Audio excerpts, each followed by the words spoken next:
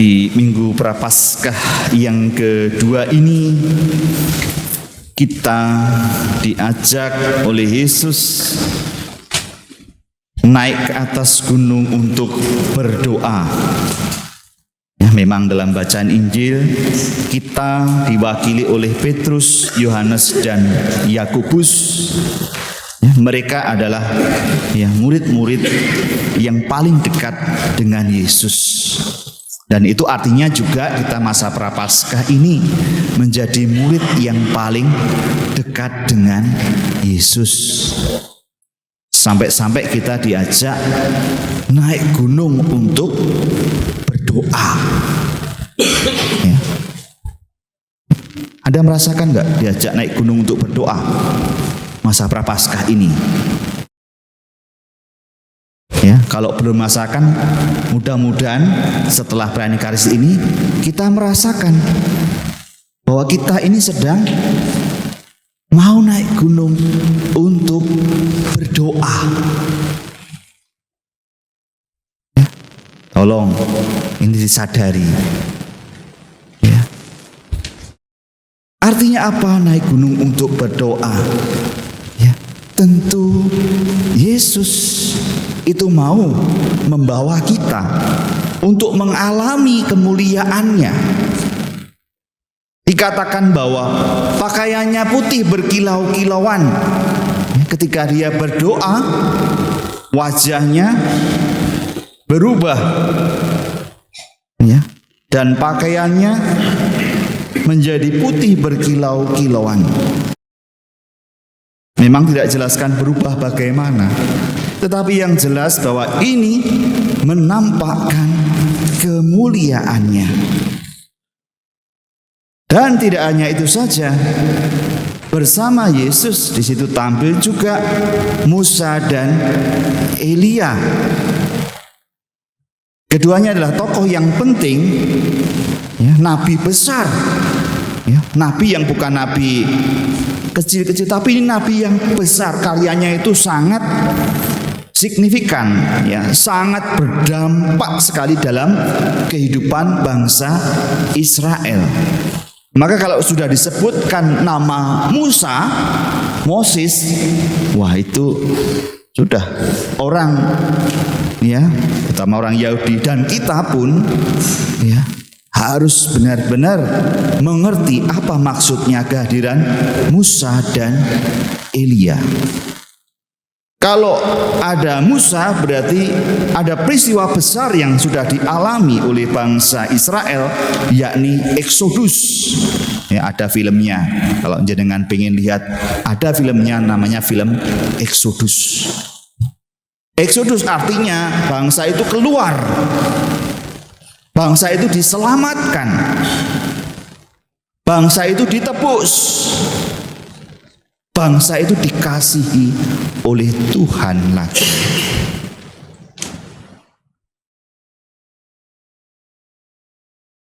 Jadi kita diajak naik gunung untuk berdoa, untuk berjumpa juga dengan kedua tokoh ini, Musa dan Elia. Elia juga demikian, ya.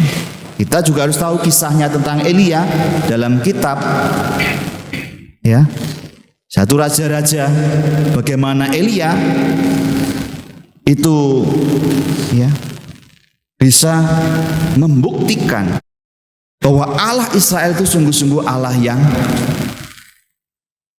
ada, Allah yang aktif, Allah yang ada bersama mereka, Allah yang menyatakan dirinya. Bukan Allah-Allah seperti nabi-nabi Baal yang lain. Bahkan dikatakan Elia melawan, ya, atau berhadapan dengan 400 nabi Baal. Wah, ini, ya. Jadi 400 orang yang, ya, menyembah dewa-dewa itu. Dan Elia sanggup membuktikan bahwa Allah Israel, Allah yang disembah oleh Nabi Elia, sungguh-sungguh Allah yang sanggup, ya, untuk, ya,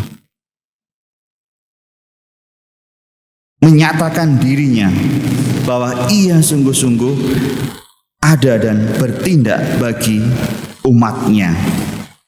Maka Tuhan mengajak kita ke atas gunung untuk berdoa, untuk mengalami kemuliaan itu, ya, untuk mengalami eksodus itu, untuk mengalami Paskah yang sesungguhnya,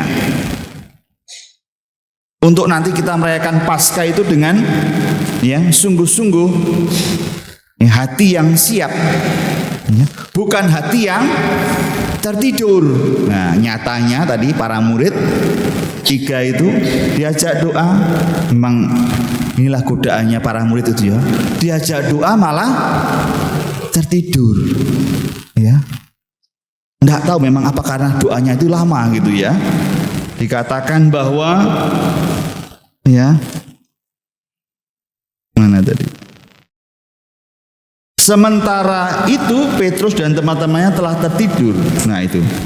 Jadi rupanya mereka, sementara Yesus berubah rupa, terus kemudian berbincang-bincang dengan Elia dan sebagainya, itu murid-murid nggak ngeh dan nggak tahu.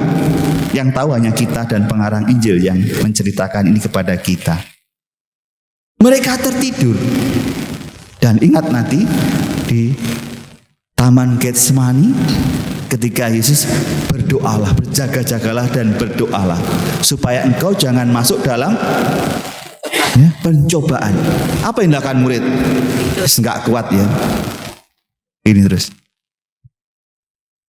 Para murid tertidur. Sama dengan Abraham tadi juga gitu. Abraham juga tertidur dalam bacaan pertama. Padahal semuanya sudah disiapkan. Abraham sudah menyiapkan ini, tetapi memang manusia itu perlu sabar, perlu apa, dan sampai manusia itu tertidur. Abraham saja juga tertidur. Para murid juga tertidur. Menjelang matahari terbenam, tertidurlah Abraham dengan nyenyak. Lalu gelap gulita mengerikan turun meliputi dia. Ketika matahari telah terbenam dan hari menjadi gelap, kelihatlah perapian yang berasap serta suluh yang berapi lewat di antara belahan daging itu. Pada hari itulah Tuhan mengadakan perjanjian dengan Abraham serta berfirman, kepada keturunanmu lah diberikan negeri ini, mulai dari sungai Mesir sampai ke sungai Efrat yang besar itu. Tuhan bawa kita kepada gunung kemuliaan, melalui doa-doa kita di masa prapaskah ini, supaya kita mampu melewati jalan salib bersamanya, dan sampai memasuki kemuliaan. Tetapi kadang para murid tidak sadar, kita pun kadang masih terlena, kita masih tertidur.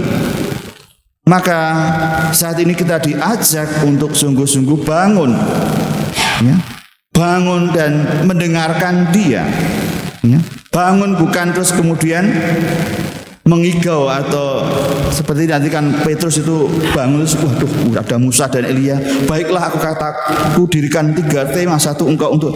Ini perkataan-perkataan yang orang yang tidak mengerti. Perkataan-perkataan orang yang tidak mengerti akan maksud Tuhan. Dan masa prapaskah ini Tuhan mengajak kita untuk berdoa, untuk merenungkan jalan salib Tuhan, supaya kita mengerti apa yang menjadi karya Allah. Karya Allah harus melalui jalan salibnya. Karena itulah yang membawa kita kepada kemuliaan kekal. Tuhan tidak ingin hanya mengajak kita pada kemuliaan yang sementara. Sesaat saja kita ada bersama dengan Dia. Tetapi Tuhan mengajak kita untuk memahami bagaimana jalan kemuliaan yang harus kita tempuh sebagai murid-muridnya. Maka Tuhan mengatakan, inilah putraku yang aku pilih, dengarkanlah dia. Berdoa berarti juga bukan hanya ngerocos ngomong sendiri, tapi berdoa dalam masa prapaskah ini, berdoa yang semakin mendengarkan sabda Tuhan. Apa yang menjadi kata-kata Tuhan harus kita dengarkan. Ya, semoga masa prapaskah ini sungguh membarui doa-doa kita, sungguh membaharui niat dan sikap pertobatan kita. Dan itu hanya mungkin ketika kita dengan rendah hati mendengarkan dan merenungkan suaranya. Berkat Allah menyertai kita semua. Amin.